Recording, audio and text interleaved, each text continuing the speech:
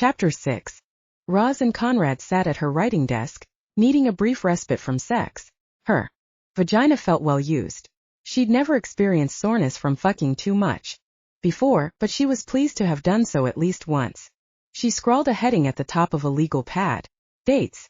Shouldn't it be hot dates? Konrad asked, twirling her hair around his finger. Roz grinned at him. I'm sure some of them are bound to be. Now concentrate.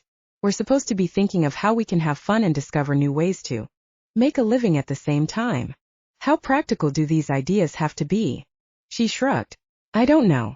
Go nuts, I guess. We can always cross things off the list if they're too ridiculous. That's true. He leaned over and blew in her ear. Cut that out. She couldn't help the grin that contradicted her words. What's impractical that you were thinking of? He shifted and cleared his throat. If she wasn't mistaken, she'd think he was embarrassed. Come on, you. Out with it. I was thinking, how about dance instructors? You see those shows with celebrities learning to dance in a matter of weeks. Think how good we might get in 6 months, and it looks like all kinds of fun. Roz squealed and clapped her hands. Fantastic idea. I've always wanted to dance like that. Okay then. He smiled, showing lots of teeth. Let's start the list with that. This is a great idea. I think all kids should do this before high school. Maybe more would discover their bliss.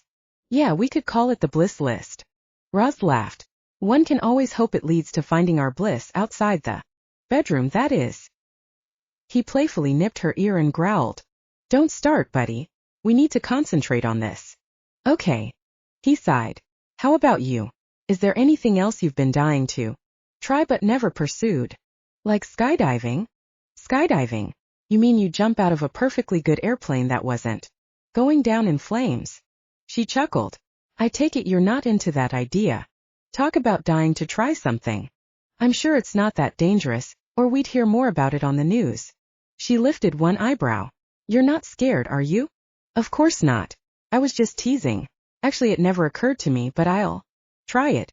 I hear some people get really addicted to it. Yeah, I've heard that too. Some even compare it to bliss. But how would that translate into a job? Maybe we could join some of those fancy dive teams, or we could get certified as instructors after a few hours. How few?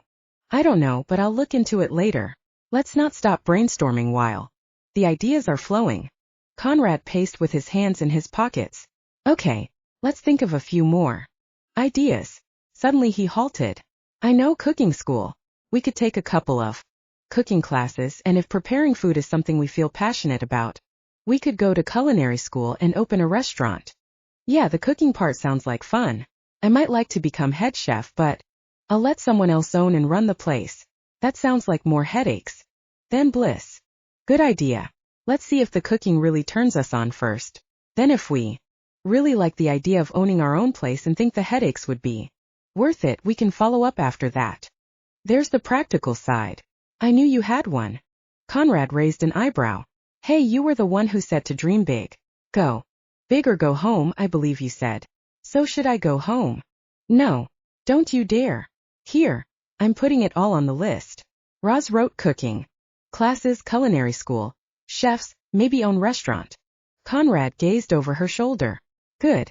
All in the right order too. See how easily a plan springs from a goal. Yup. I see quite well. Now what else? Do you have any musical talent?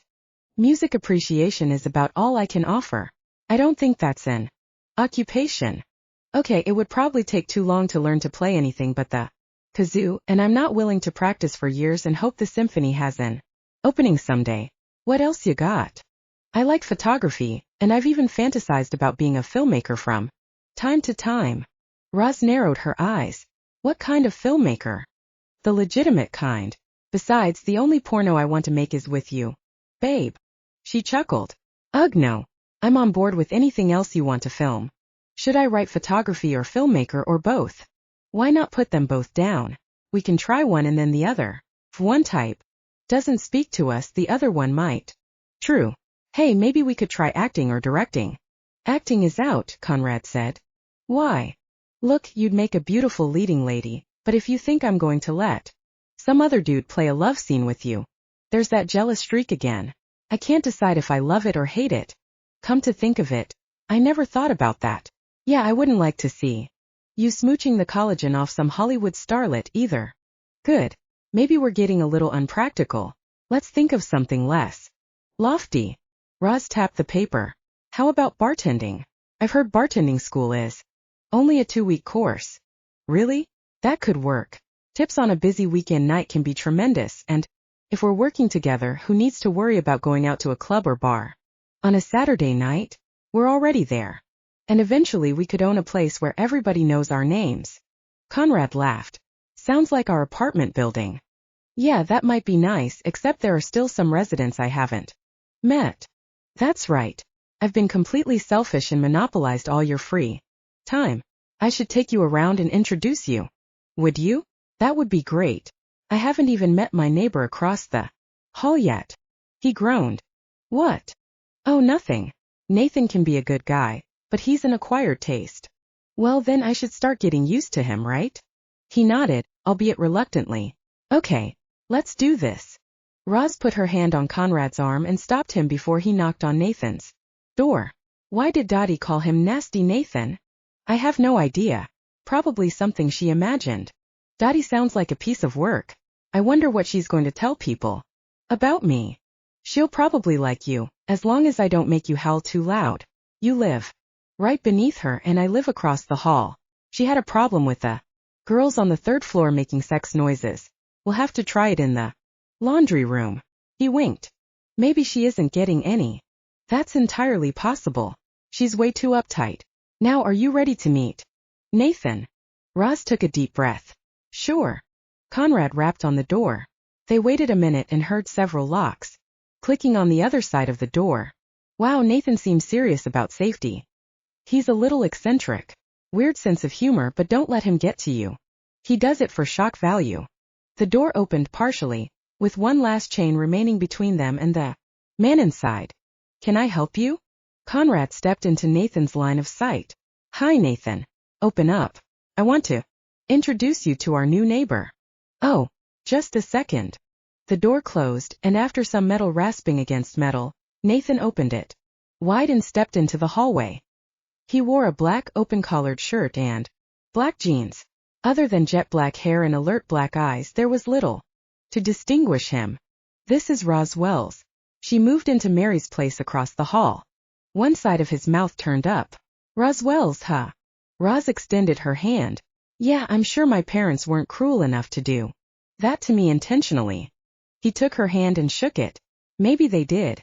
Easy to remember. Do you believe in aliens? That's an odd opening question. Must be part of his eccentric charm. My experience is too limited for me to voice an opinion. Too bad, Nathan said.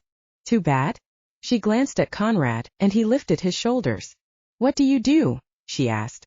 I work in a morgue. He smiled and waited, probably looking for a reaction. As Konrad had said, she wouldn't give it to him. Oh, that must be interesting work. Not really.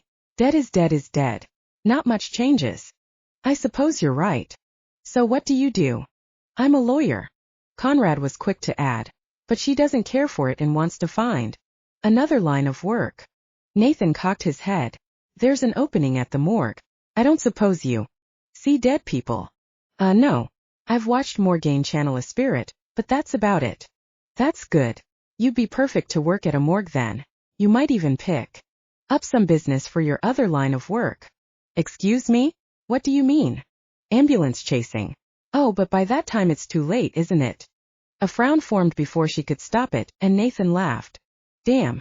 He got me, didn't he? Seems like. Well, it's awfully nice of you to tell me about the job opening, but I think I'll stick to what I'm doing for now. Nathan smirked. Suit yourself. Roz rested her hand against Konrad's bicep. We should get going. I don't want to be late for my thing. She gestured in circles. Oh yeah, the thing. I almost forgot. Konrad put an arm around Roz. Well, I just wanted to introduce you too. I guess my job is done. I guess so, Nathan said. Nice to meet you, Nathan. I'm sure I'll see you around. Maybe, he said and retreated to his apartment. Several clicks indicated he was relocking his door a lot. You were right. He's an odd bird. Konrad snorted. You have no idea. Okay, so you've met Nathan from your floor. Dottie and me from the second floor and Morgane and Chad. Are you up to meeting the rest of the third floor? I'm not sure. Should I? Why not? Are you nervous? Nervous doesn't exactly cover it. Maybe it's best to take the introductions in small doses. Are we weirding you out? It might help to meet someone who's a little more normal and wears a color other than black. Is there such a person in this building? Konrad slapped a big hand over his mouth and looked like he was trying not to burst out laughing. What? He shook his head. Oh, sweetheart. If you're looking for normal, you came to the wrong place. The only person like that would be Joe, the private detective, and he knowingly has a ghost as a roommate. Oh, okay. It looks like my train stopped at Freak Central Station. Maybe we should go back to that list and sign up for some classes, Konrad suggested. Probably a good idea. Who needs to know all their neighbors anyway? He chuckled, making her more nervous than she already was. I'm so glad we called when we did. One day later, and we'd have missed the deadline to register for these classes, Roz said. Yeah, I'm looking forward to gliding around the dance floor with you. Konrad placed a hand on Roz's waist and she placed her hand on his shoulder the way the dance instructors had demonstrated. Yeah, and I'm not the most patient man in the world. How long would we have had to wait for the next session? 6 weeks. They laced the fingers of their free hands together and held them high. At least. This is a 6-week course and I don't know if they take a break in between. Konrad advanced with his right foot a little early, and Roz hesitated. He felt the lump of her toes under his foot just as he was putting his full weight on. Ouch! Roz cried and hopped away holding her left foot. Her black stiletto teetered on the floor and fell over. Konrad took a step back. Oh God, I'm sorry. Are you all right? She drew in a few deep breaths and rubbed her toes. Yeah, I'm fine.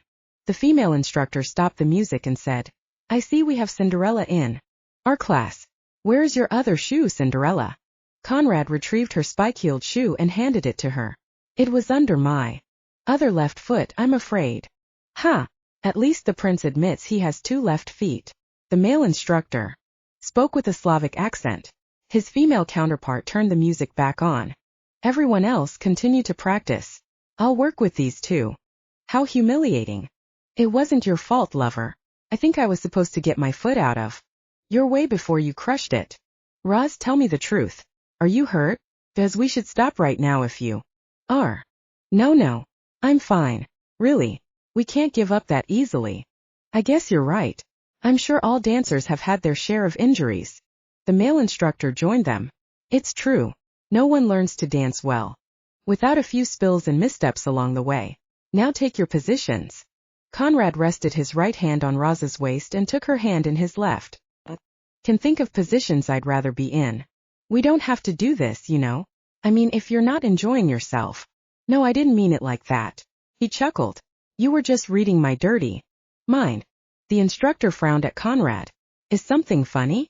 No, not at all. Pay attention, lover. We'll get to those other positions later. He grinned. The instructor said, I'll count 1, 2, 3, go. That moment I want you both to move your feet. Sir, your right foot goes forward and miss, your left foot goes back. Now as soon as you've done that one move, stop. Understood. The couple nodded and said, Understood. Okay. 1, 2, 3, go. They both took the one step they were supposed to take safely. Good. Now back to your original position and do it again. Now I feel like an idiot. Don't. It's no big deal. We can do this. The instructor repeated his 1, 2, 3, go speech twice more, and when they hadn't injured one another, he said, Good. Now one of you count to 3. And go, but this time follow with the rest of the steps to the count of 3. And make the box as we showed you. Konrad said, I'll count. Hopefully it'll help my concentration. Are you ready? Roz nodded. Okay, 1, 2, 3, go. The 2 of them slid into the first and second steps perfectly, but when it came to Konrad's taking a step back and Roz's stepping forward, his stride was far longer than hers, and he pulled her off balance. She stumbled, but he caught her before she fell. Oomph! Damn heels. The instructor shook his head slowly. Sorry, it wasn't you or your shoes, Roz. I know what I did wrong, Konrad said. The instructor crossed his arms. And what was that? I extended my back leg too far. The instructor cocked his head and frowned. You have front legs and back legs? No wonder you have 2 left feet. Konrad laughed nervously. Your partner has much shorter legs than you do. You must always compensate for that, the instructor was saying. Okay, let's try again. I'll take smaller steps. Roz and Konrad resumed their starting positions, and the instructor said, I'll count. After the initial 1, 2, 3 go, he continued to count the beat of the waltz while the couple made the short steps in the shape of a box. Are we having fun yet? Roz laughed, but the break in concentration caused her to miss a step, and Konrad trampled her toes again. Ow! She hopped over to the chairs lining the length of the dance hall, sat on one, removed her shoe and massaged her toes. Konrad followed her. Are you okay? Yeah, I'll live. This isn't working out, is it? Let's not give up yet. Someday we'll laugh about this. The instructor glanced away and mumbled something under his breath. I think our teacher is ready to quit. Roz chuckled. Well, I'm not. She slipped into her shoe again and stood, taking Konrad's hand. Come on, let's do this. They counted and danced successfully this time for several turns. The instructor smiled and clapped. That was enough to interrupt their concentration, and the couple went down with a thud, landing in a tangled heap of arms and legs. Roz gasped and yelled, Frig! Oh crap! Konrad rolled off of her quickly. I hurt you that time, didn't I? She breathed deeply through gritted teeth. Both instructors rushed over. What happened? Roz managed to compose herself enough to say, I twisted my ankle. The male instructor extended his hand to help her up. She tried to stand and winced. Konrad jumped to his feet and picked her up off the floor. I'm taking you to the emergency room. No, I'm sure it's not that bad. Just give me a couple of minutes to rest. Your ankle is already swelling. No, they're just fat. Konrad gave her the hairy eyeball and said, No, they're not. And since one is getting bigger and redder than the other, I guess you have a sprain. Now, don't argue. I'm taking you to the hospital. He strode toward the door. We should call an ambulance, the female instructor said. No need. We're close to the New England hospital. I can carry her there if you'll get the door. Wait, my purse. Konrad paused by the chairs they sat in earlier and let her point it out, but he refused to put her down. One of the instructors handed it to her. Are you sure you don't want us to call an ambulance? No, I can get her there faster than they can. Okay. The male instructor opened the door for them and held it while Konrad carried her down the stairs to the sidewalk. Hang on, Han, he said, and as soon as she'd locked her arms around his neck, he sprinted down the street. Chapter 8. Here it is. Tarot reading by Arwen for Konrad Wolfensen. Konrad had taken Roz's laptop to her bedroom and stretched out beside her.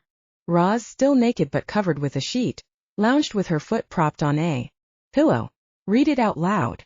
Konrad had stolen a peek before taking it to Roz and made sure nothing incriminating like his year of birth 1912 was mentioned. He wasn't ready to explain that werewolves aged at a much slower rate than humans. Hell, he wasn't ready to reveal he was a Leakin at all. Fortunately, Arwen referenced his birthday only as December 12th. Since Roz looked comfortable, reading aloud seemed like the best way to share the information, despite the fascinating pictures of the tarot cards themselves. He set the laptop in front of him so he could read and run his fingers lightly over Roz's arm at the same time. She shivered. Sorry. Do you want me to stop doing that? As long as you can read and avoid touching me in those especially distracting places, I should be able to handle it. He grinned. I'll try to behave myself. Okay, so the first heading says, how do you see the people around you? You don't really want to hear that part, do you? Of course I do. I'm around you and I'd like to know how you see me. He laughed. I think it's more general than that, but here goes. People around you represent opportunity. They are your chance to achieve and show off a bit. Sometimes you see what they have and yearn for that. You have an unopened bag of tricks yet. There are things these people still have not seen about you. Things you still have to show them. There is some need to prove yourself to these people. Roz interjected. I wonder what that could be. Yeah, well, who knows? Should I continue? Please. Konrad cleared his throat. Okay, just a little left of that category. Says, The ships in the harbor represent coming chances with 3 people.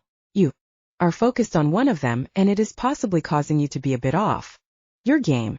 The sandals in the sand indicate that some part of you is ready to put down roots. Roz raised her eyebrows as if asking a question, but didn't verbalize it. Here, I'll show you the picture of the card so you can see the ship and sandals. He turned the screen toward her. She nodded at it. Pretty. Kind of looks like a guy is playing limbo on the beach. Maybe it's the Club Med card. He chuckled, but more to cover his disappointment. Okay, so it didn't seem like she was ready to talk about commitment. He'd have to wait for the right moment. Things like that shouldn't be rushed. He turned the screen back to where he could read it and scrolled down.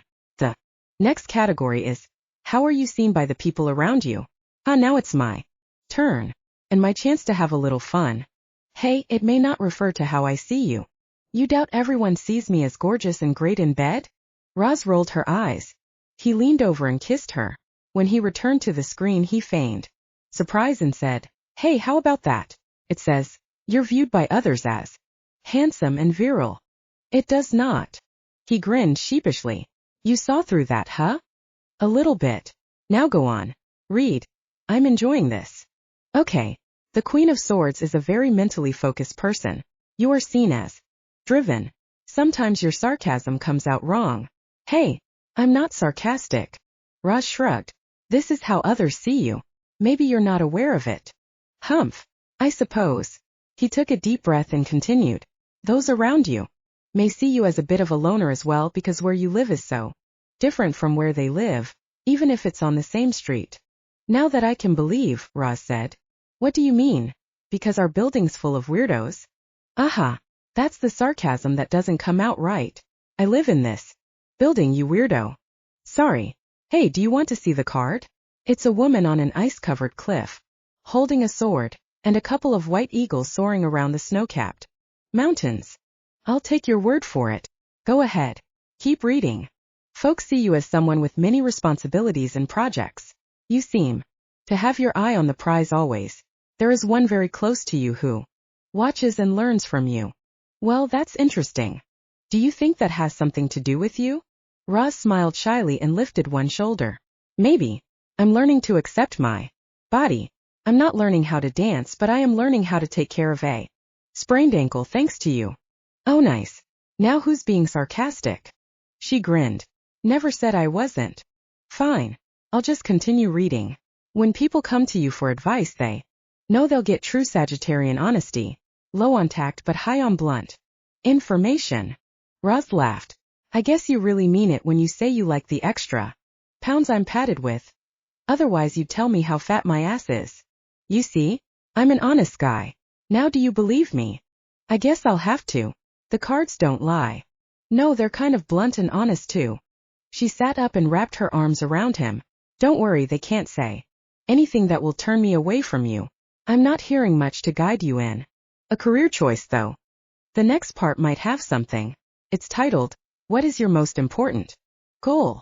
Yeah, that sounds promising. Let's hear it. The 9 of Swords is an interesting goal.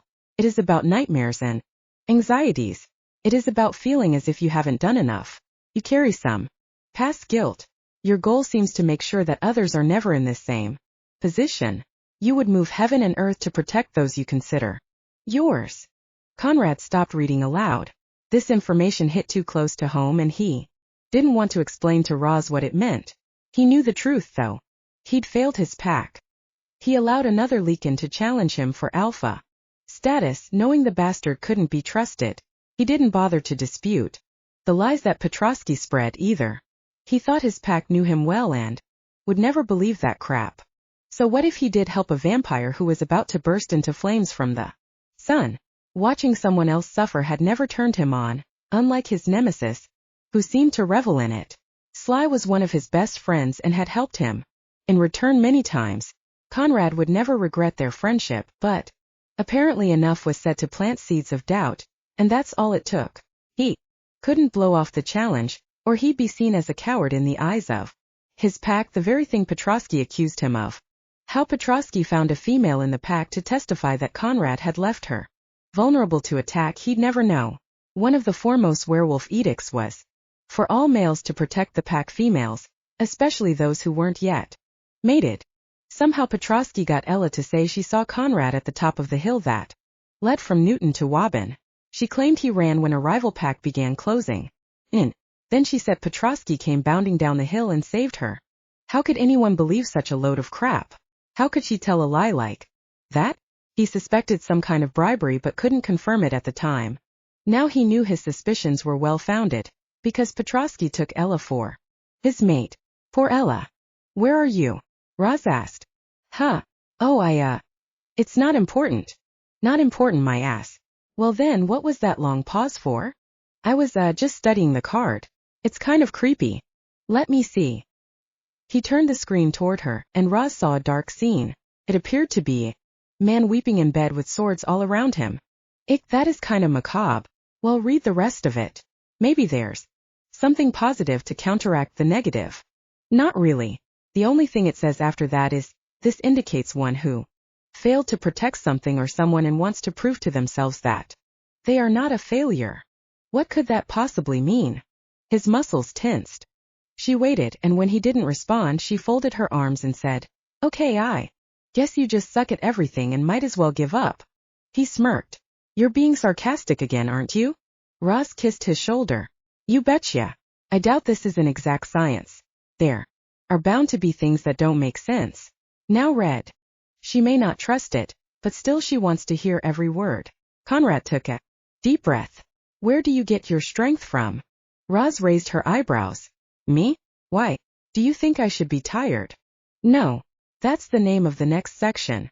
Oh. She slapped her forehead and chuckled. Sorry. Didn't mean to interrupt. Read on. Konrad continued. The Ace of Cups shows that you're a very emotional fellow.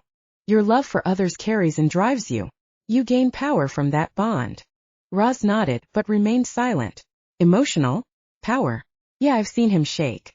With emotion. But is that from love? It seemed more like pent-up desire. Unaware of her thoughts or ignoring them, he read. This is about you.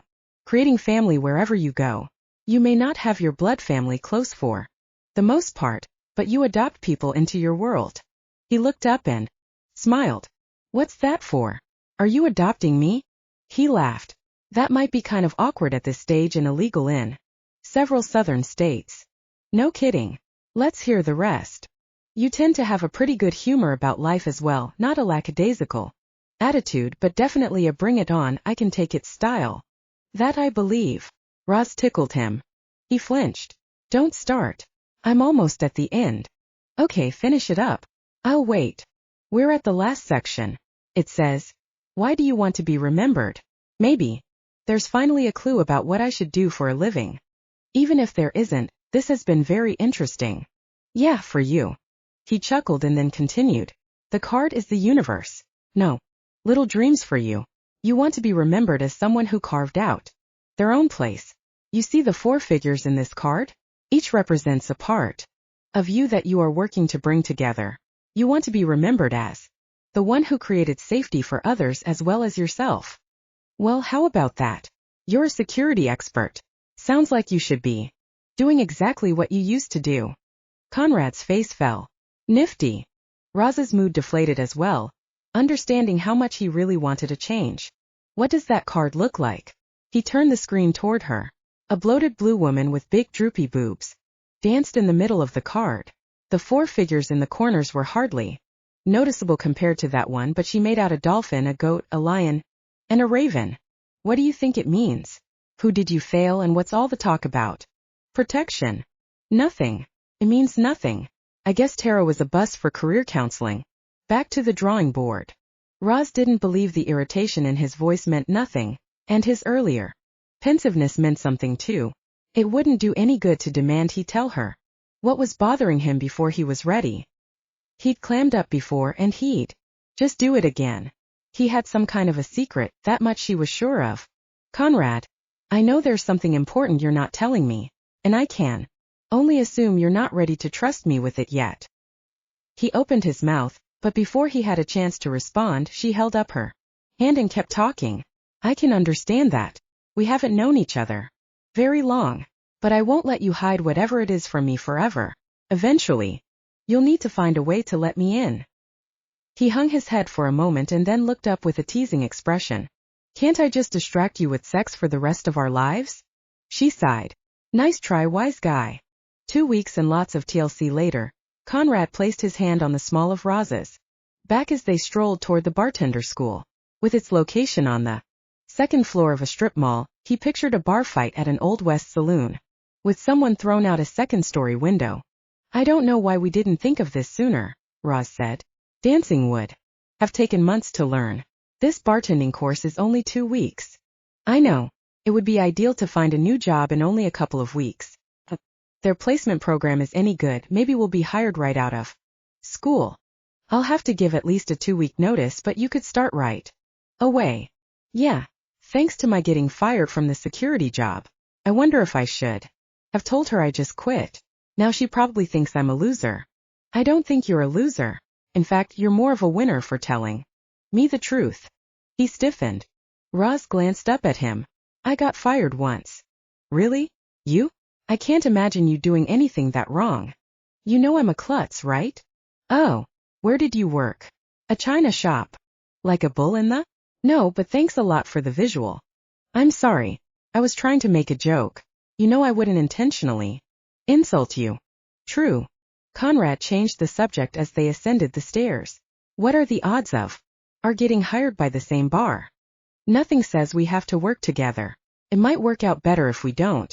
I hear that too much togetherness can be hard on relationships. Yeah, we could wind up on different shifts if the place is small and they don't need more than one bartender at a time, and then we'd never see each other. He spied the lettering on the first door they came to. Ah, there it is. Mass Bartending School. He opened the door for Roz and followed her in. The place looked exactly like a working bar. A long mirror backed one wall. In front of it sat bottles of every description, holding liquids of every color. The bar itself was made of highly polished wood. He imagined there must be a sink and refrigerator behind it. A few students were already present, sitting on bar stools. He pulled one out for Roz and then seated himself. Ah, isn't that cute? Said a thin red-haired girl with several piercings and tattoos. And they say chivalry is dead. That one will probably get a job in a biker bar. Looks like she'd fit right in, Roz thought loud enough for Konrad to hear. They gazed at each other and chuckled. What's so funny? The girl asked. Oh, nothing. I'm Roz and this is my boyfriend, Konrad. The redhead flipped her hair behind her shoulder. Too bad. 2 other men sat together at the opposite end of the bar. One spoke up. I'm Glenn and this is my boyfriend, Bruce. The redhead rolled her eyes. Just my friggin' luck. You're all taken. What's your name? Konrad asked. Not that I care a whole lot. I'm Chastity. Yeah, I know. Don't start. Don't start what? Roz tipped her head and looked genuinely puzzled. Nice acting, sweetheart. I know you didn't miss that joke. Maybe if this gig doesn't do it for us, we can try out for some plays. Chastity waved her away and faced the opposite direction. A short, chubby guy whose hair looked prematurely gray shuffled in from the back room. He carried an armload of paper and folders. Good evening, everyone. Strolling behind the bar, he continued his introduction in a monotone voice. My name is John Kelly. Welcome to Kelly's bar. I thought this was Mass Bartending School, Chastity said. It is. But when I'm instructing, we call it Kelly's bar. When my partner Ron's instructing, we call it Ron's bar. Konrad folded his arms. Ron and John, huh? Don't you have surf shop? No, he said, sounding bored. Maybe he'd heard that one before. Why does Ron use his first name and you use your last? Glenn asked. Because Ron's last name is Dick. He thinks Dick's bar sounds a little like a gay bar. Glenn elbowed his partner. That's what we can name our place. The other students chuckled. Well, let's get started. John passed out the folders first, then each student received a few papers stapled together. Konrad glanced at the pages of recipes. John leaned against the bar. This is what we're going to make tonight, but first I'll talk about the different glasses we'll use. He lined up a few glasses of various shapes and sizes.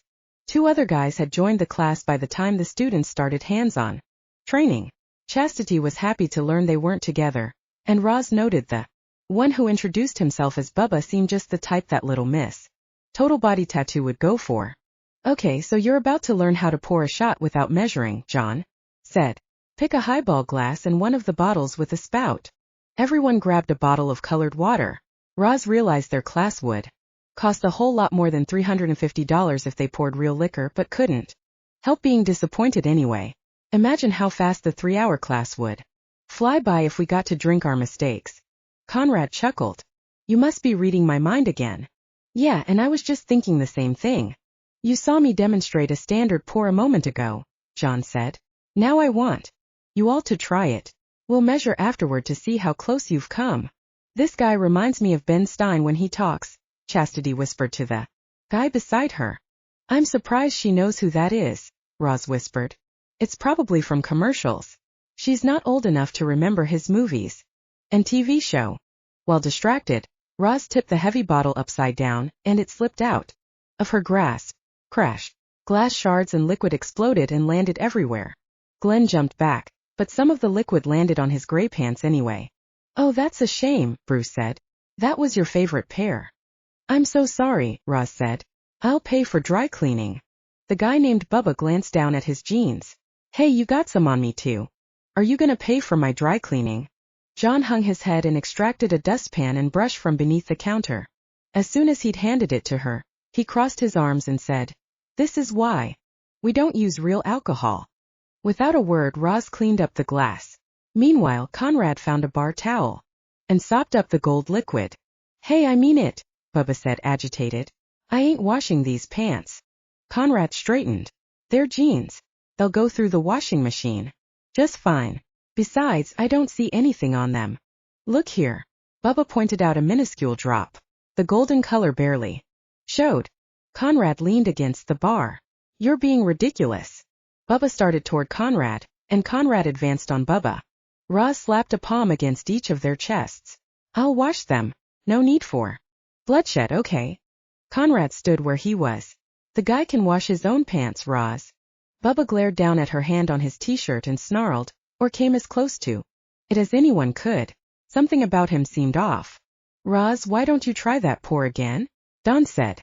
She picked up another bottle, and when she had the full shot in the glass, Bubba purposely bumped into her, knocking the drink out of her hand. It went crashing to the floor again, except this time it coated her shoes and Konrad's pants. She gasped. That's it, Konrad said. Let's take this outside. No. Getting flustered, Roz tried again to interject herself between the two large angry men. Bubba pushed her out of the way and she fell. Konrad reacted as if he hadn't thought about the consequences. Before she knew, he threw a punch that knocked the guy off his feet. Bubba climbed upright wearing a menacing smile. He took a swing at Konrad, but her lover's reaction time was too quick, and the guy's fist connected with the bottles. Several more crashed to the floor and shattered. The other students scurried out of the way. Bubba grabbed his fist and sucked in a deep breath between his teeth. John strolled to the phone on the wall and dialed 911 as if he did it every day. Bubba then shook out his bloody hand. Konrad said, We really should take this outside if you insist on fighting. Oh, I insist. He ran at Konrad like a football player making a tackle. Konrad went down with a thud as everyone cleared out from behind the bar. The two fighters rolled back and forth, fists flying. Stop! Roz yelled. Sirens sounded from far away but were drawing closer. Konrad finally flipped the guy over and pinned him. Now, I don't think you want to get arrested any more than I do.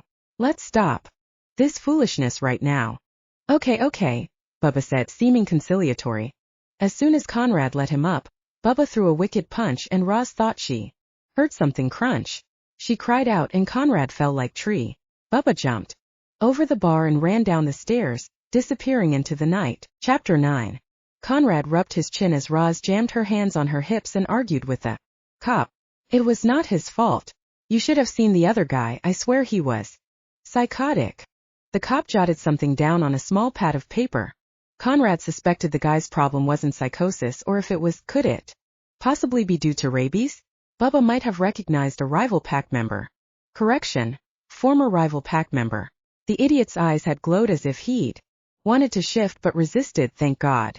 Konrad figured he was the only one who noticed it. Being psychotic doesn't give anyone the right to bust up a bar. The cop faced Konrad. Are you going to come along quietly, Or do I need to call for backup? Call anyone you want. I've already agreed to pay for damages, and an eyewitness who happens to be a lawyer just told you I was acting in self-defense and averting a threat to her. The cop turned to Roz. You're a lawyer? Yes, a defense attorney and a good one. You'd be wasting the court's time. Officer. Fortunately, the other eyewitnesses had nothing to say. Konrad was afraid Chastity would open her big mouth and add to the problem. The cop narrowed his eyes and stared at the rest of the group. Did anybody else see what happened? We all did, John said. Did anyone see something different? The other students shook their heads. John sighed. The other man was definitely the instigator. I have his application in the back, and can get you his contact information. I doubt he'll go home and wait to be arrested, Konrad said. His jaw still ached, but not nearly as much as it would have hurt a human. Knowing that he'd heal faster because werewolves do, he'd need to milk it a bit. The cop continued to talk to John. Do you want to press charges? He shook his head. I guess not. This man has already offered to replace the bottles and glasses that broke. There isn't much more damage and I don't want the bad publicity. He turned back to Konrad and Roz. What about you two? Do either of you want to press charges? Konrad said. No. At the same time, Roz said. Hell yes. Konrad rested a hand on Roz's shoulder. Can I talk to you outside for a moment? Sure. The cop stuffed his pad of paper and pen back in his pocket. I'll go with you. As soon as he and Roz reached the parking lot, Konrad looked at her with such intensity it made her uncomfortable. Look, I know how you feel about scumbags getting off when they're guilty as sin, but I think this will be a waste of time. Not willing to let him intimidate her, she leaned forward with her hands on her hips. Why are you suddenly a paper tiger? The cop cleared his throat. I'm still here. It's okay, Roz said. He's not so macho that I can't speak my mind. I believe your boyfriend said the guy wouldn't go home and wait to be arrested. He's probably right. The idea of simply giving up and letting the jerk win rankled her. The guy may not have gone straight home, but he has to go there eventually. Konrad gently held her shoulders. I just don't think it's worth it. For crying out loud. Is Konrad afraid of him? What about other innocent people? Aren't they worth protecting? It could have been worse, she said. Do you want him to pull that somewhere else? Konrad's lips thinned. The cop added. Look, all you need to do is fill out a complaint. We can take it from there. What does that entail? Konrad asked. You fill out a form at the station, and we'll pay him a visit. He'd be told the nature of the complaint, and if, like your girlfriend said, he seems psychotic, we can get him the help he needs. Konrad rubbed his chin. Roz had noticed the same behavior trait whenever he was deep in thought. Good. At least he's considering it. Will you share with him who made the complaint? Konrad asked. We don't have to if you'd rather we didn't. In that case, go ahead. He turned to Roz. Since you're the one who wants them to pursue it, would you mind filling out the form? I'd rather not get involved. Why are you shying away from this? You don't seem like the type to be easily intimidated. When he didn't answer her, she figured that either he didn't hear the question or was ignoring her. Either way, she had to make a decision. Sure, why not? Do I have to come down to the station, officer? Can't I give you the information here? I suppose so. I can take down what you want to say and type it up later. What's more paperwork? Sarcastic much? The cop headed back upstairs toward the school. I'll go get the guy's contact information. Wait right there. As soon as he left, Konrad edged toward the street. If you don't mind, I'd like to get home and put some ice on my jaw and take some aspirin. I can catch the subway from here. Oh, sorry, I didn't realize you were still in pain. Yeah, well, you may be able to read my mind, but you can't feel my pain. I have no idea what's going on in his head right now, and I wish I did. Yeah, sure. Whatever you need to do, she said. He jogged across the parking lot and she called after him. You may be off the hook as far as the police are concerned, but I still have some questions. Not even a kiss goodbye. It's like he couldn't wait to get out of here. Konrad was relaxing in his living room trying to reread one of his favorite books, but noises from the apartment upstairs distracted him. Thump, thump, thump, thump, thump. What is that? Sounds like a conga line. I liked it better when it was just Chad up there. No noise whatsoever. Konrad rose from his chair and stared at the ceiling. Or maybe that is Chad. I wonder if he's trying to get somebody's attention. If Joe and the witches weren't home, Konrad would probably be the only one to hear him. Or Dottie. Oh crap. If Dottie hears the noise, she'll pitch a fit. He sighed. I'd better get up there and see what's going on. Konrad took the stairs 2 at a time. When he arrived at the door to apartment 3, he knocked loudly. The noise stopped. He waited another moment or two and, when the noise didn't resume, he started down the stairs. Thump, thump, thump, thump, thump. What the? He jogged back up to the door and banged on it again. What the hell is going on in there? Chad? Are you trying to communicate with someone? The noise stopped again. Konrad sighed. He'd have to come up with some way to talk to Chad. 1 thump for yes and 2 for no? As he was deliberating, the door opened a crack, and Joe peered out at him. Oh hey Joe. I didn't know you were home. What was that racket? I thought Chad was trying to get someone's attention. No, he said. A naked Gwyneth came into view. She looked like a red-headed Lady Godiva. Who? Is it Joe, honey? Oh. Konrad snapped to attention. I'm sorry, I didn't realize you were entertaining. Joe looked over his shoulder at Gwyneth and grinned. It's Konrad. I guess we're making too much noise. Oh my goodness. If Konrad could hear us, then Dottie probably can, bless her heart. She'll be madder than a bottle full of bees. Gwyneth came to the door, still naked and completely unabashed. Thanks for letting us know, Konrad. Wouldn't want my research to get Joe into trouble. Konrad scratched his head. Research? What kind of research? Oh, it's for my book. I'm writing erotica now. He raised his eyebrows. Joe chuckled. I've never been so happy to be someone's research assistant before. Konrad couldn't hold it in any longer and let out a booming laugh. Gwyneth frowned and crossed her arms under her pale breasts. I have to do something to pay the rent. I don't have enough education to get a fancy job. Joe stepped out from behind the door and put his arm around her. He was wearing boxers, thank goodness. You're quite well educated in this field. Sweetheart, you'll make a fine erotica writer. I know it was your idea and I'm grateful and everything, but I still don't spell worth a hoot. Joe stroked her shoulder. You don't need to know how to spell these days. The computer will correct your spelling automatically, and anything you miss, your editor will catch. She inhaled. I guess. At least I'm enjoying the research part of it. She giggled and pinched his nipple. Now can we go back and finish it? Konrad stepped away from the door. Hey, don't let me stop you. I'm going out. Soon anyway. Have fun, kids. Oh, we will, Gwyneth said and giggled. Chad floated through the witch's kitchen and eventually settled atop their refrigerator. Morgane, you know I hate to complain, but... Morgane laughed and continued stirring her soup. Chad had thought it was a potion bubbling in an iron pot on the stove, until she tasted it. Yeah, sure, Chad. I can't remember you complaining about anything in the last 5 minutes. Oh, come on. I'm not that bad. Whatever you say. She turned off the gas and set the pot on one of the cool burners. So what are you complaining about? It's your cousin. Morgane was reaching into the cabinet for a bowl and hesitated. Gwyneth? What could she be doing to bother you? I'm afraid she's going to break my roommate's heart. Morgane's jaw dropped. Are you kidding me?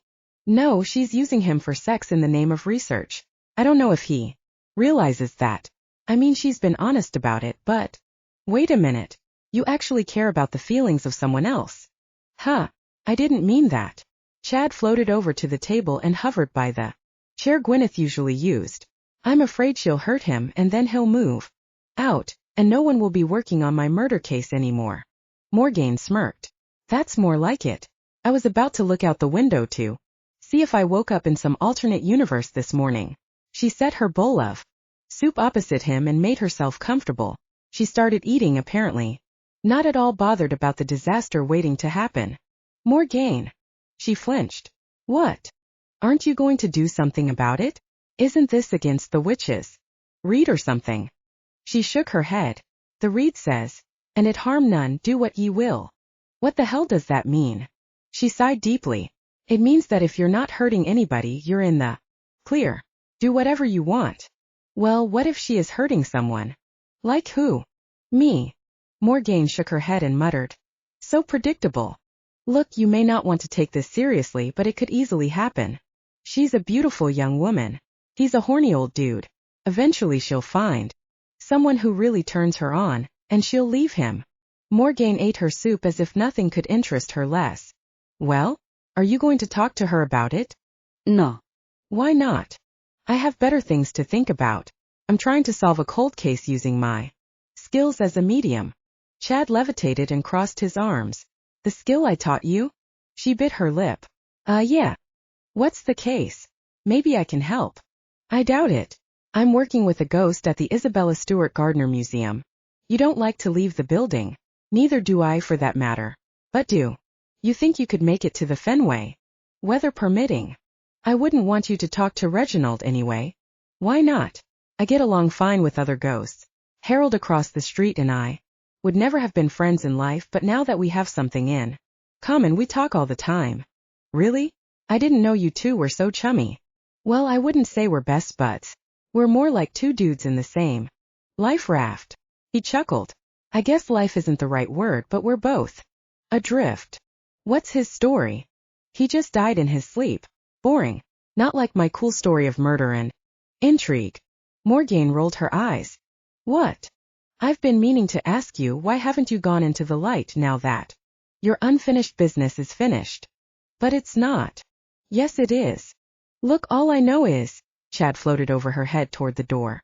Crap, the jig's up. To be honest, I'd go if a beam of light appeared someday, but it hasn't. I don't think they want me on the other side. Oh, I'm sorry. I know what it's like to feel excluded. I'll bet you do. Just the way you present yourself would scare off most people. Are you trying to protect yourself? Were you traumatized at some point in your life? What a crazy question. Of course I'm not trying to scare people, and I've never been traumatized. You can't fool me, Morgane. How long have I known you? How many times have you left the apartment? It's the business. I have to be here to answer the phones. Bullshit. You always send Gwyneth to do your shopping. I don't think you've even left to see a dentist or a doctor. I'm a witch. I can heal myself. So you're saying you've never thought about dating? That you can't go out and meet real people because you have to answer the phone if a horny dude calls? No, I'm not saying that at all. Well, guys don't find me attractive. That's all. Then give up the 90s gothic look already. Get a makeover. What are you? 30. Morgane crossed her arms and frowned. You're one to talk. You're stuck in the 60s, complete with bell-bottom pants and love beads. I'm dead. What's your excuse? Chad waited for her to speak, but she remained silent. Oh, don't pout. I wasn't pouting. I was trying to think of a spell to shut you up. The truth hurts, doesn't it? Goddess, please take pity on the spirit of Chad and help him pass over to the other side. If for the good of all, so mote it be. She waited a moment and then glanced around the apartment. Chad. She smiled. Not very creative, but it might have worked. Should I mess with her head by leaving her apartment without saying a word? He chuckled to himself. Hell yes. Roz heard a knock on her door and hurried over to it. It must be Konrad. They had to talk. For one thing, she didn't want him fighting to protect her. Filing the complaint was the least aggressive way to go, and he didn't want anything to do with it. Even before that, he had reacted badly before they'd exhausted diplomacy. What was going on with him? She threw open the door and was surprised to see Morgane standing there. Morgane. What's up? Well, not me. Do you have a minute? Sure. Come in. Roz stood aside and let a hunched Morgane amble over to the couch and flop onto it. What's the matter? Did something happen? Yeah, chat happened. I usually ignore his little digs, but I think he's right. This time. Roz sat beside her. Oh, what did he say? He said I'm stuck in the 90s and I need a makeover. I've noticed you have good sense of style. I was wondering if you'd give me some ideas. Roz bolted upright. Did you say a makeover? What fun. Sure, I'd love to help. When can we start? Morgane chuckled. I didn't realize it was an emergency. Roz patted Morgane's hand. Oh, I didn't mean it like that. I'm just excited about the idea of a little girl time. Mary's been in Florida and I've missed doing the things we used to do together, like shopping. In that case, we can go anytime you're free. My schedule is flexible. Are you getting anywhere with the art museum case? Morgane shrugged one shoulder. I have a feeling there's more Reginald wants to tell me, but he would rather talk to me alone. The only problem with that is not having a witness, and I'm not sure he trusts me completely yet. Now, that Chad said something. I think my clothes and makeup might have intimidated him. It's possible. Morgane hesitated. It seemed as if she wanted to tell her something else, so Roz gave her the time to put her thoughts into words. Yeah, it's more than that. I have a mild case of agoraphobia. I hate to leave the building alone. At least if someone I trust is with me and I have a panic attack, I'm sure they'll help. Of course I'll help. I had no idea. No, I'm pretty sure nobody does, except Gwyneth, of course. She does all our errands. If we need something she can't find locally, I order it online. That must be inconvenient at times. I have a car. If you ever need a ride somewhere.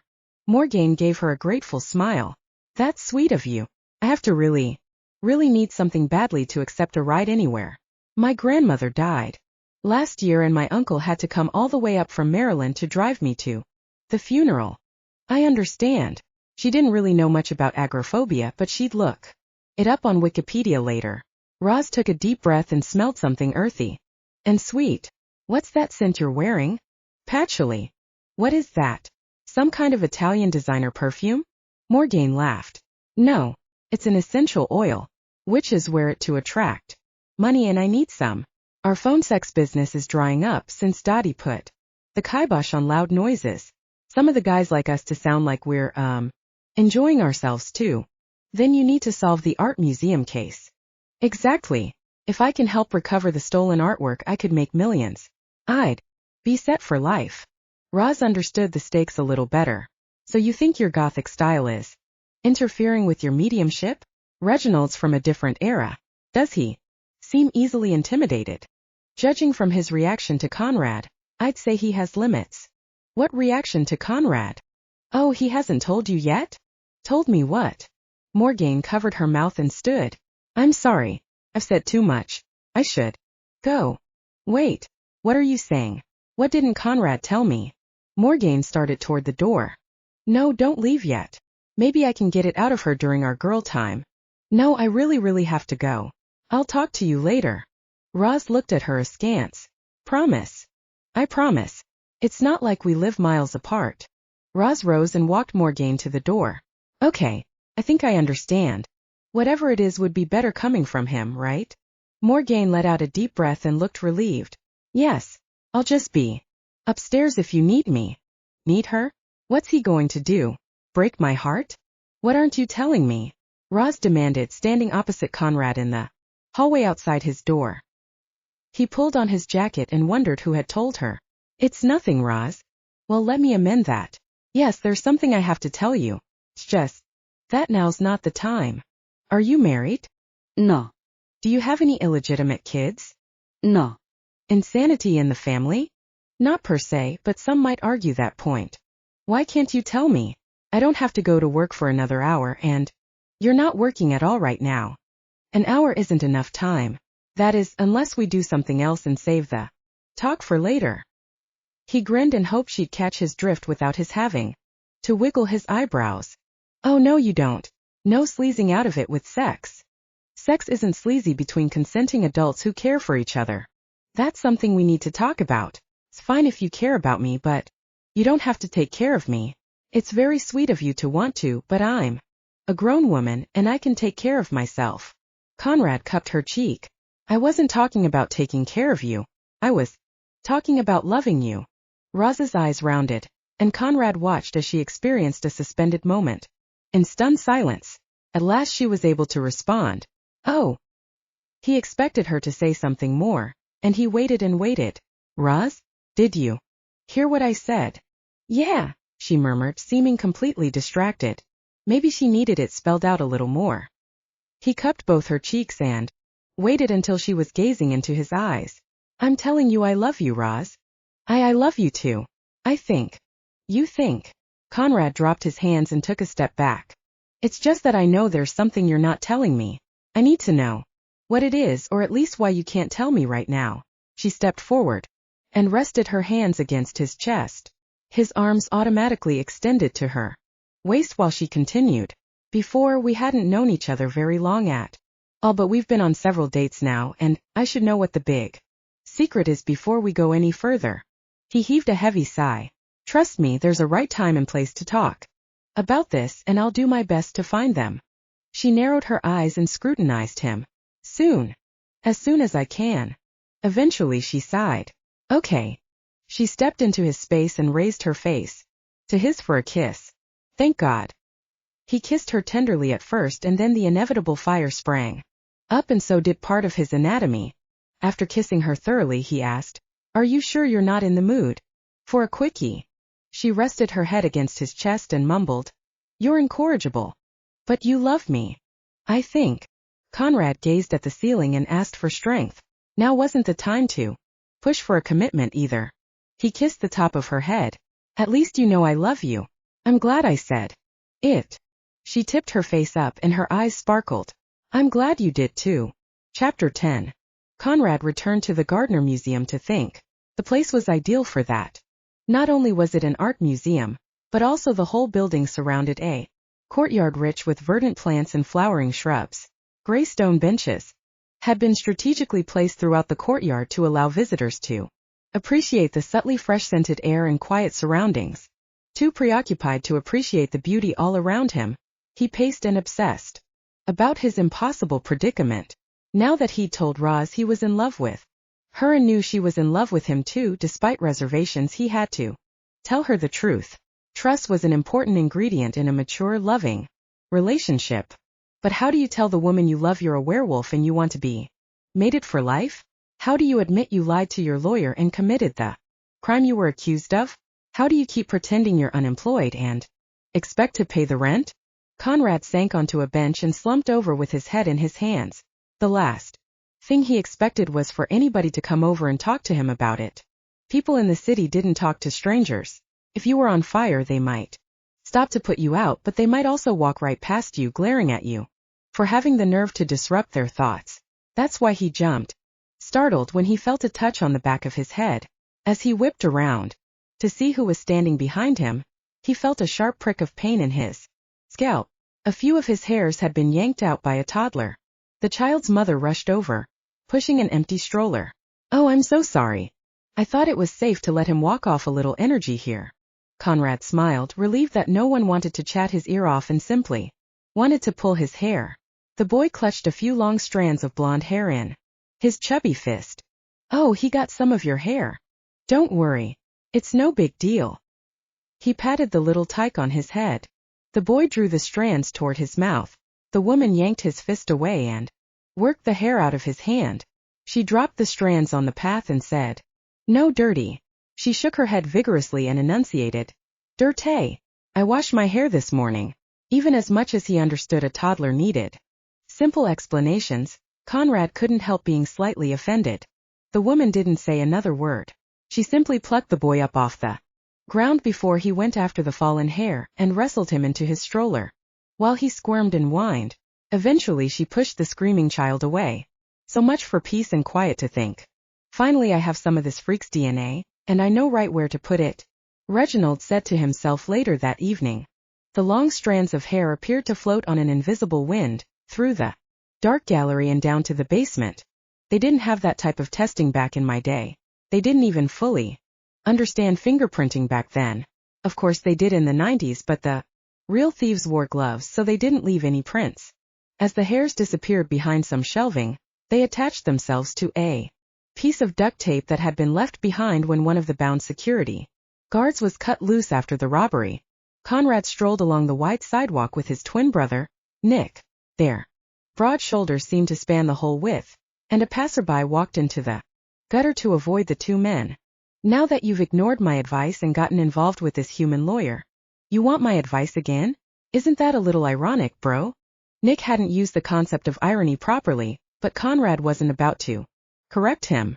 He needed his compassion, and Nick was sensitive to criticism, no matter how well intended. How should I tell her? Nick shrugged. Don't ask me. I've never had to fess up to a woman before. Just love em and leave em. It's what we do. I've never liked that part. Yeah? Well, you should try it. Much less messy. How would you know that?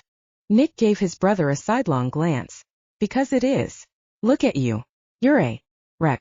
I've never seen you this insecure. She's worth whatever pain I have to go through. You mean, it's better to have loved and lost, and all that? Maybe, but I'm hoping not to lose her at all. How can I manage that? I mean, the stakes are ridiculous.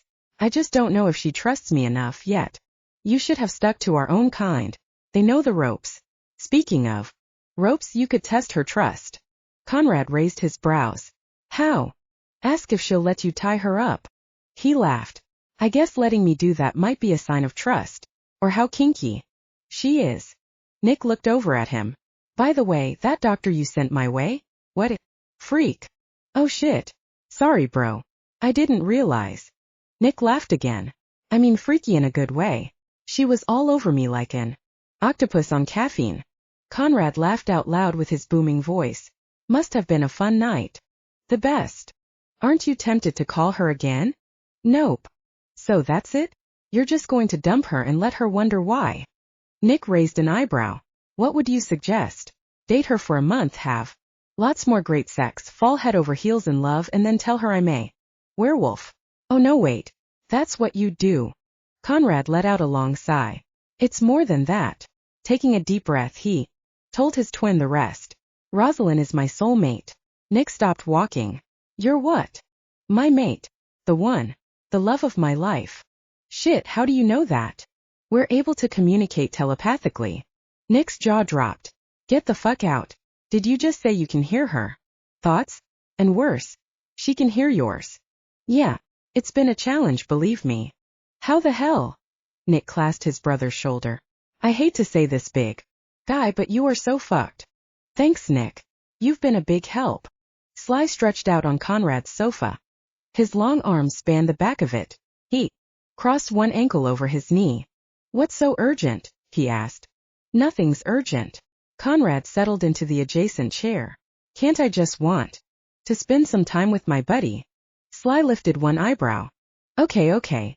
I have a dilemma.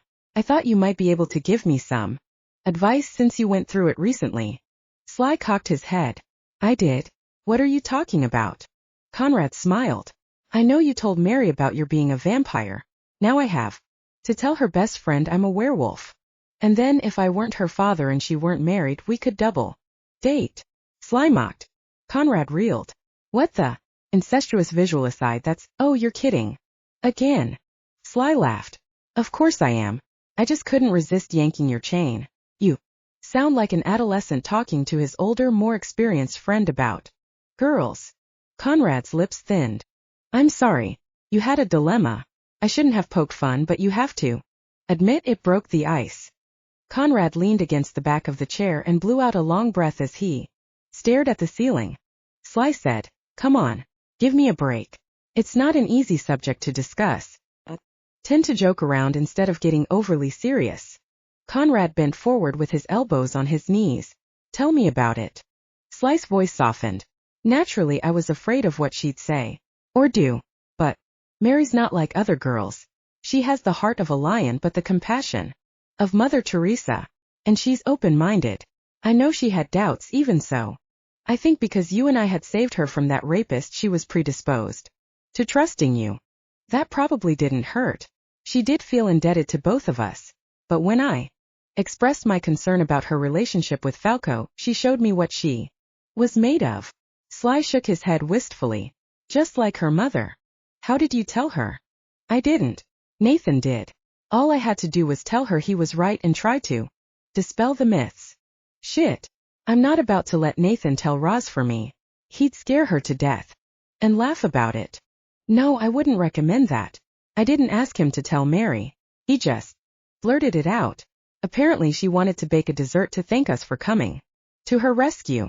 When she asked Nathan where I lived, he couldn't resist telling her my lair was in the basement and I was on an all-liquid diet. Konrad chuckled. Sorry, man. I can just imagine what she must have thought. Yeah, she thought Nathan was psycho, not me. Not that he isn't. Konrad shook his head. Man, that must have been bizarre for poor Mary. I'm sure it was. I'm glad she didn't take his word for it and came to me instead. Yeah, but you had to tell her it was true. What did she do then? Sly shrugged. She listened. I think she might have been too stunned to speak. So I took advantage of the silence and poured out my whole story. And she believed you? Just like that? Sly shook his head. Not just like that. I had to give her details no one. But her biological father would know, and then she added things up. My strength, her birth surname being the same as mine, my watching over her, but her ability to smell blood a mile away was what finally made a believer out of her. She'd never been able to explain that, except to say it predisposed her to becoming a nurse. I see, so you actually had to persuade her of two things. Not just your vampirism, but also your being her only living, let me amend that, her only blood relative. Sly smiled. Yeah. He adjusted himself in his seat. I'm afraid I don't know your Roz at all. I've seen her, but we've never met. I don't know what she's like or what you should do. I'm sorry. Konrad sighed. It seems like a recurring theme. I'm the one who knows her. And I have to decide how to tell her. I get that. The only problem is she's the type who needs proof. She wants to see or experience everything herself. Sly shook his head. I don't envy you. Do it wrong and you're screwed, man, so. Screwed. Roz dragged herself home from work the next afternoon, completely fried. Some of the sociopaths she had to defend were extremely intelligent, fooling even the savviest judge, and some, like the idiot she got today, were stupid enough to shoot themselves in the foot, literally. The guy then had the nerve to say it wasn't his gun. He was holding it for a friend when it went off in the convenience store. She had told him not to open his mouth. So why didn't the dumbass just sit dumbly and let her do the talking? She fiddled with her keys and let out a huge sigh when the door opened in front of her. Nathan was exiting the building and held the door open for her. Thanks.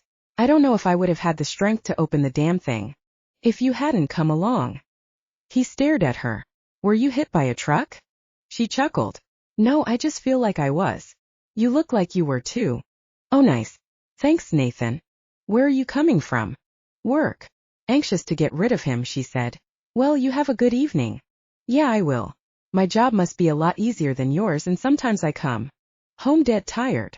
She didn't care what he meant by that comment. She slogged past him to her apartment door, still looking for her keys.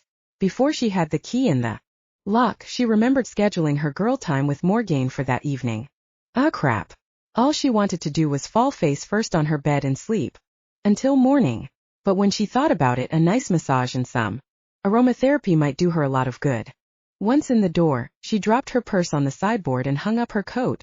Keeping her keys in her hand, she'd ride the elevator to the third floor. Today, even though ordinarily she'd walk the 3 flights of stairs and call it exercise, heavy footsteps sounded on the stairs. She no sooner relocked her door and spun around than Konrad came into view. First his thick, muscled thighs, then his taut black t-shirt that showed off his abs and pecs, and then his, what? The. Konrad's long blonde hair was gone. His chest and shoulders were no longer covered with a curtain of gold. Instead he sported a tousled style still longer than most men wore, along with his always present facial scruff. Holy heck.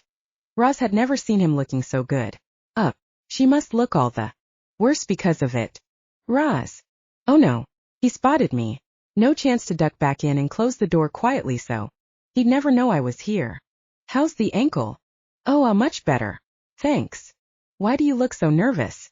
Is everything all right? You cut your hair. I almost didn't recognize you. He grinned. Yeah, you like. He turned his head left and right so she could take in the whole thing. The sides were swept back, but it was hard to say where the rest was going. It certainly wasn't parted anywhere. I love it. When and why did you cut it?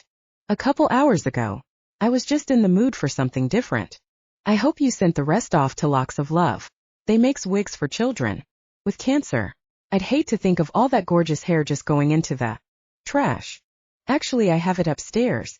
I figured I'd donate it, but I didn't know where to send it. Morgane and I were about to go to a day spa and salon. I'll ask if the people there know. Maybe we can send yours and Morgane's at the same time. His eyes widened. Morgane's cutting her hair too? Maybe. She's getting a whole makeover and asked me to go with her. I can't. Wait. Oh. His face fell. What's wrong? We weren't planning to go out until tomorrow morning's date. Skydiving, right? Yeah, but I thought maybe I'd see if you were free tonight. Her heart leapt. He couldn't wait until tomorrow to see her? Suddenly it occurred to her why, and she gasped. Were you going to tell me your secret? Is that why you cleaned up? He smiled. It's no big deal. Go have your fun and I'll see you tomorrow. You still want to try jumping out of a perfectly good airplane? Roz bit her lower lip but smiled. I committed, so I'll see it through. Mean it would be too easy to chicken out, right? Right. Well then give me a kiss and I'll see you in the morning. I could come up tonight after I'm all relaxed and cleaned up. I figured I'd get some pampering while Morgane is going through her transformation. Then, maybe I'll look as good as you do. He laughed. You look fine, but I'd love to see you. He framed her face with his big hands. I've missed you. But it's only been a couple of days. Really? It feels like a couple of weeks. Oh. He slanted his mouth over hers and lowered his lips for a warm kiss. When he pulled back, he whispered, I love you. She smiled but still didn't know what to say, knowing he was keeping a secret. We need to resolve this, if for no other reason than to feel comfortable saying it back. Or not. He pulled her into his arms and held her. It's enough to know you want to. Are you two at it again? Morgane came up behind them, and Roz hadn't even heard her approach. I guess that's how distracted I am when this man kisses me. Hi, Morgane. Konrad stepped away. Morgane folded her arms. I hardly recognized you without your hair. But didn't know better. I'd have thought Roz was kissing another guy. Huh. She'd better not. That was a little presumptuous. I just meant that you'd break my heart. Oh, you heard that? Yup. Konrad faced Morgane. I understand you're going out for some pampering. He may have been changing the subject, but the girls had to get going anyway. She could talk to him about it later. Seemed like they had a lot to talk about later. Yes, I made an appointment at a beauty school. It's cheaper since the students get a chance to practice on real volunteers. In other words, you're guinea pigs? Konrad scrunched his eyes shut. Sorry. That didn't come out right. Roz and Morgane laughed. Don't worry. Roz patted his arm. I knew what you meant. It'll be okay. Though, their instructors are right there so they can't screw up. Besides, I can't look much worse. Hey, cut that out. You're always beautiful. You don't have to pretend. I know I'm a little bedraggled. Nathan told me I looked like I'd been hit by a truck. Sounds like something he'd say. What's going on? Bad day at the courtroom. Yeah, but I'd rather just put that behind me and get to my massage. If all you wanted was a massage. Roz held up her hand. Too much information. Quick, let's go, Morgane, before he says something I'll regret. Later that evening, Konrad lay in bed reading. He was using his clip-on reading light so his apartment would appear dark.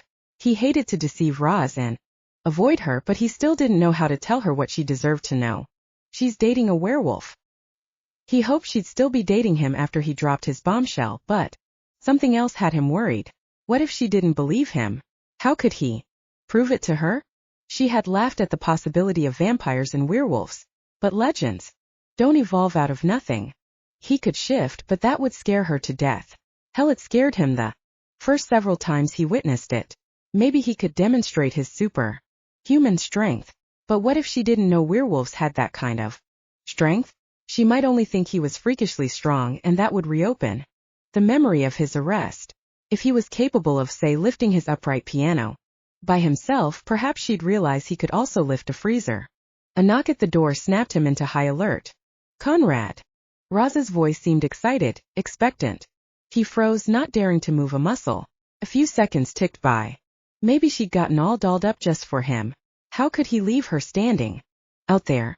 She knocked again. Konrad? Are you home? Crap. He couldn't ignore her. Hang on a minute, he called out. Jumping out of bed, he messed up his already tousled hair as if he'd been asleep. Then he tossed on his velour robe and plodded to the door. As he opened it, he stretched and yawned. Oh, I must have woken you up. I'm sorry. I thought you were expecting me. I am. I must have dozed off. Come in.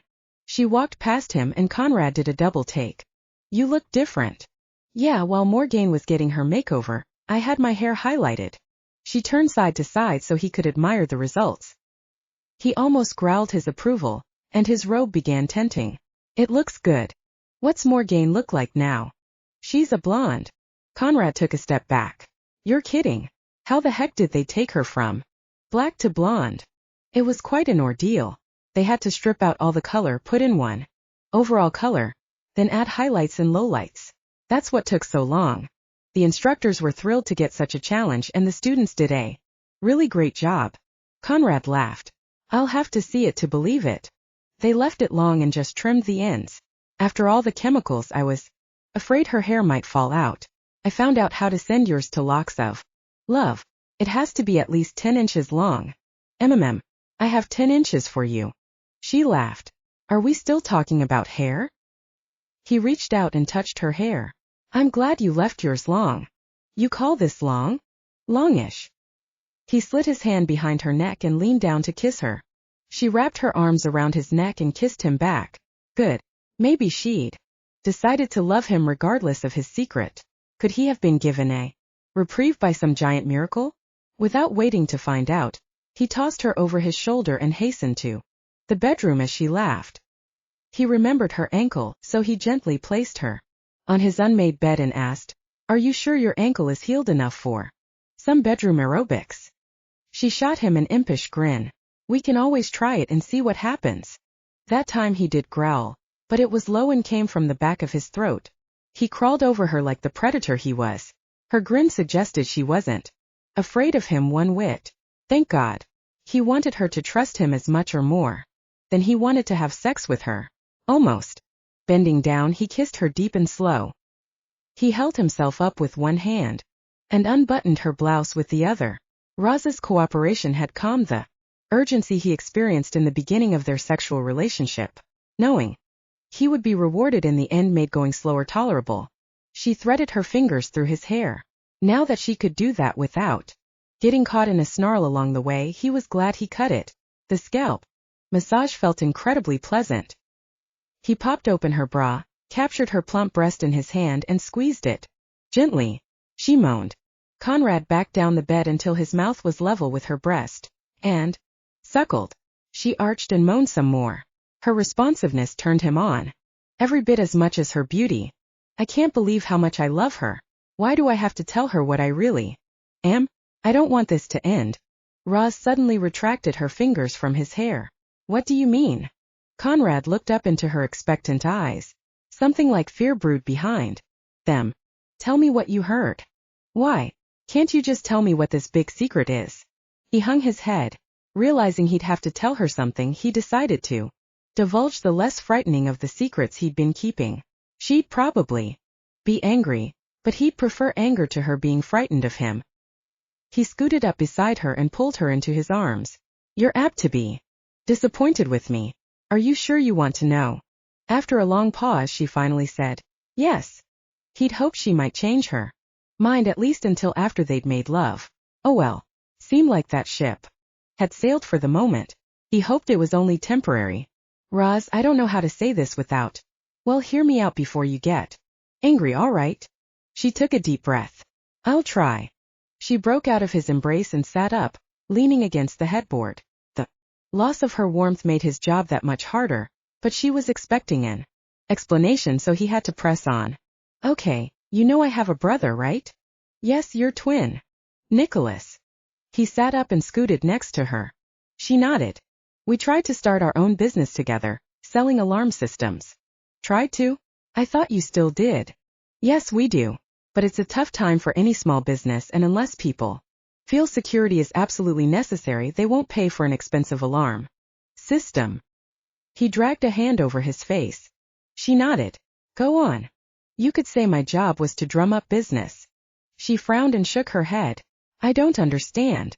He took a deep breath. I'm a thief, Roz. Well, not a real thief. I don't actually steal anything of value. I just jimmy a lock or break a window. Something to make business owners realize they need to be better protected. In a way, I'm doing them a service. She snorted. Is that what you tell yourself so you can sleep at night? He hung his head. Kind of, yeah. So that night you were arrested, you weren't just taking a walk, were you? No. Sure. She hurriedly put her finger against his lips. Don't say any more. He figured she might have to turn him in. There might be some kind of lawyer's pledge or something, but he was willing to go to jail if she did. By stopping him, maybe she didn't want to hear the details and wouldn't have to take any action. Are you still taking late-night walks? She asked. No. I haven't taken any walks like that since, and I don't plan to. I really do want to change my career. She remained quiet. You're not upset? I didn't say that. Look, she sighed. I understand desperation. The cost of living in this city is one of the highest in the country. Plenty of people I defend are pushed to do things they wouldn't have attempted ordinarily. But you're disappointed. Sad, disappointed, but not angry. I get it. You probably left teaching to make more money, and as soon as you started your business the economy tanked. He nodded. He didn't exactly leave teaching. He was the dean of students and a disgraced alpha run out of town. Roz was right. He would never have started down his path otherwise, but when business had started to flounder, he and Nick had to resort to desperate measures. Was your brother a cop all along? Or did he get into it as a result of the business failing? The latter. He knew a couple of guys on the force and they thought he might be well suited to the job. How about you? Did you ever think about going into law enforcement? No, that's not for me. Or, as my brother would say, I'm too much of a softie. Roz stroked his erection and said, You don't feel very soft to me. She finally smiled and reached for him. He practically dove into her arms and held her tight. Do you forgive me? As long as it's all in the past. It is. I swear on every book in my library. She grinned. That's a lot of swearing. He let out a deep breath. I can't tell you how relieved I am. I guess I am too. When I heard you telepathically worrying about telling me what you really were, well, I didn't know what to think, but I assumed it was something really terrible. Before they went too far down that road, he tackled her and set out to finish what they'd